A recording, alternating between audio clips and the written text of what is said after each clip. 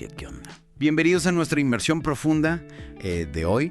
Prepárense porque nos vamos a meter de lleno en el fascinante mundo de la inyección de plásticos. Un proceso que sí. La verdad es que parece simple, pero esconde una ingeniería increíble. Imagínate, agarramos granitos de plástico y los transformamos en objetos complejos, desde juguetes hasta autopartes, incluso dispositivos médicos. No, increíble. La verdad que nunca me puse a pensar en todo el laburo que hay detrás de algo que parece tan cotidiano. Pero contame cómo es que esos granitos se convierten en algo tan elaborado. Bueno, la clave está en entender el proceso de transformación. Todo empieza con los gránulos de plástico sólido. Estos se introducen en una cámara caliente, como un horno especial para plástico.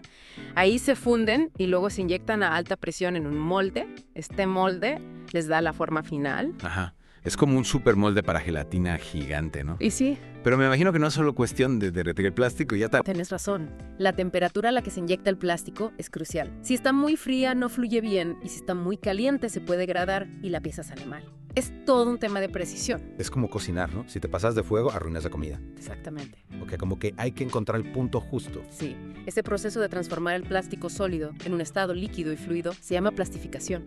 Y acá es donde entra en juego un componente clave: el usillo. El usillo.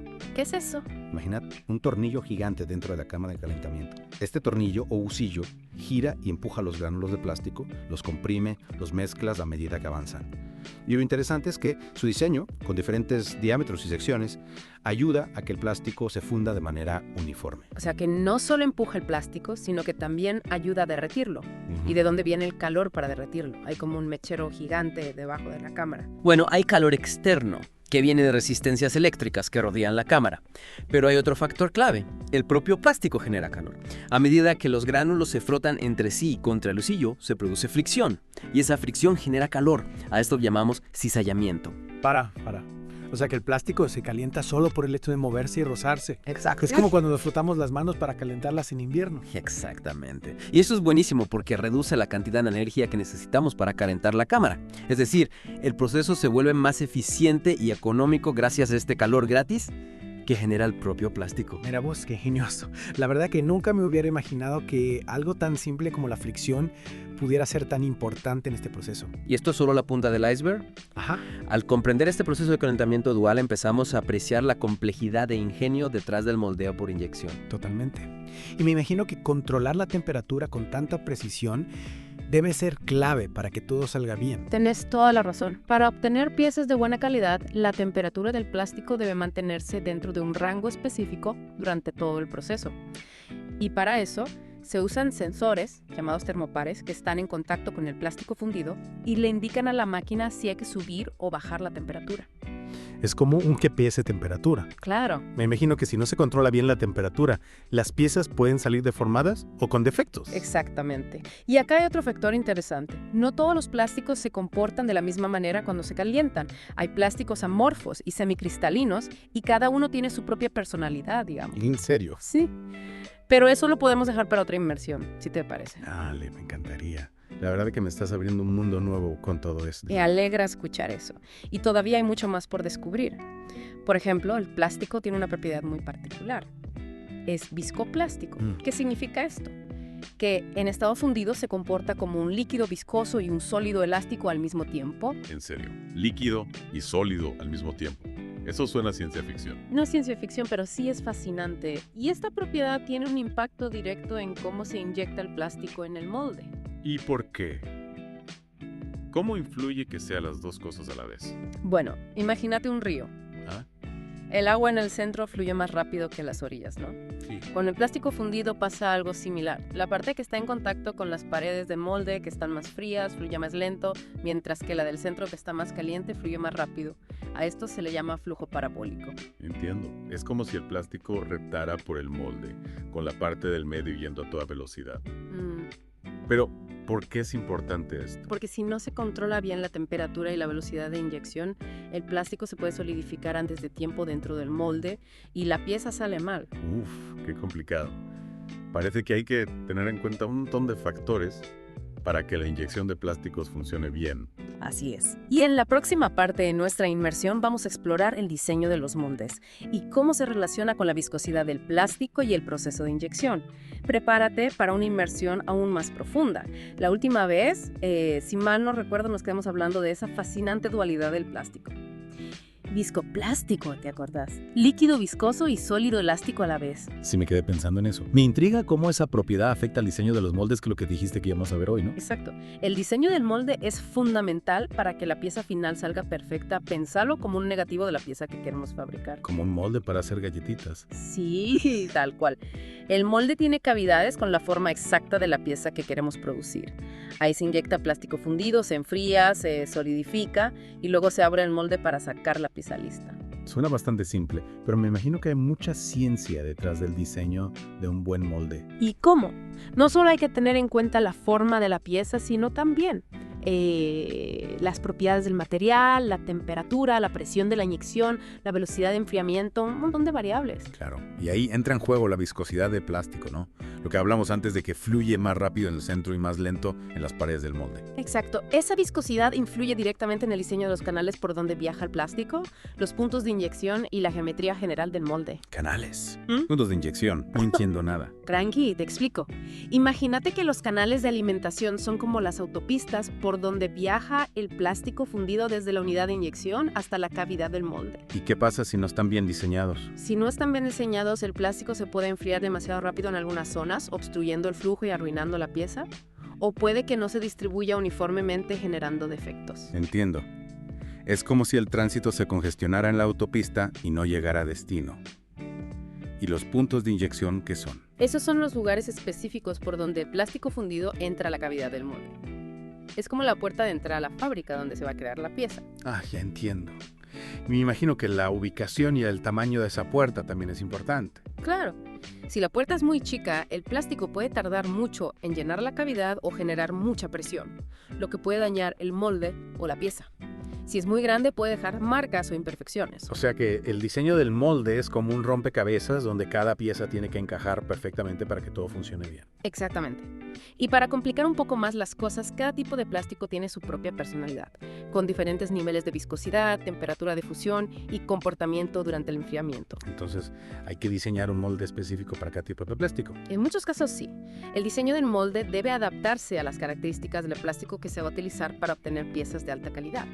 No es lo mismo inyectar un plástico rígido para hacer una carcasa de celular que un plástico flexible para hacer un juguete, por ejemplo. La verdad que es impresionante la cantidad de detalles que hay que tener en cuenta en este proceso.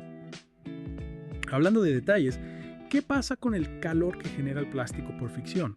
¿Cómo se controla eso dentro del molde? Buena pregunta. Acordate que el plástico se calienta solo por el hecho de moverse y rozarse dentro del cañón de plastificación. Bueno, ese calor también se genera en menor medida dentro del molde. Y si no se controla, puede afectar la calidad de la pieza. Para evitar eso, los moldes tienen sistemas de refrigeración. Refrigeración, o sea que el molde tiene como un aire acondicionado incorporado. No exactamente un aire acondicionado, pero sí. Los moldes tienen circuitos internos por donde circula agua fría o algún otro fluido refrigerante.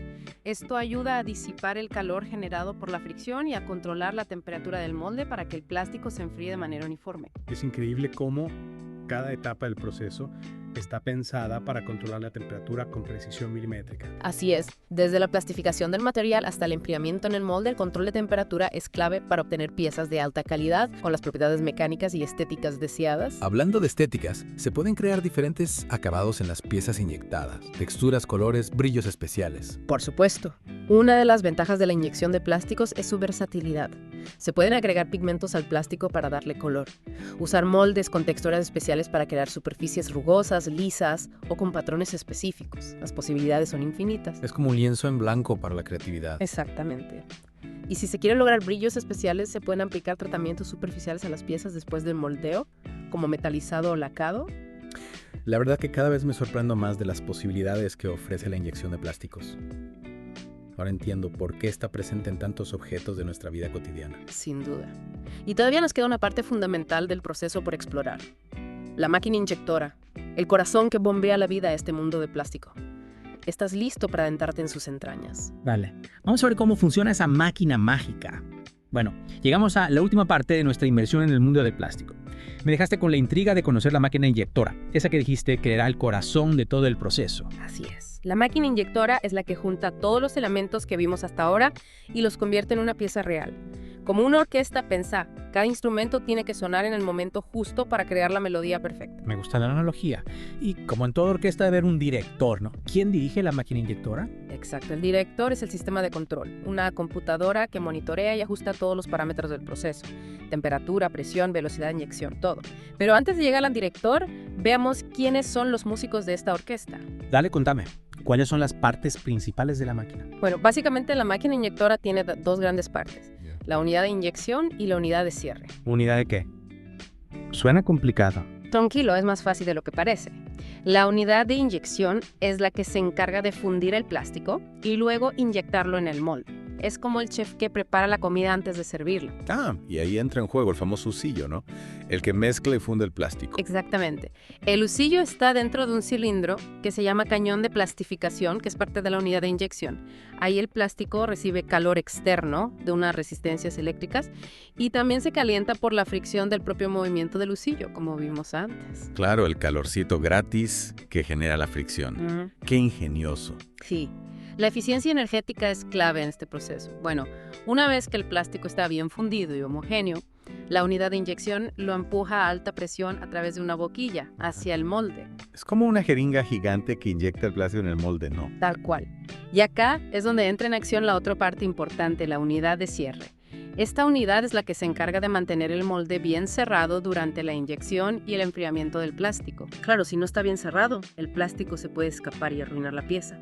¿Cómo se asegura la máquina de que la presión y la temperatura sean las correctas durante todo el proceso? Ahí es donde entra el director que te mencionaba antes, el sistema de control.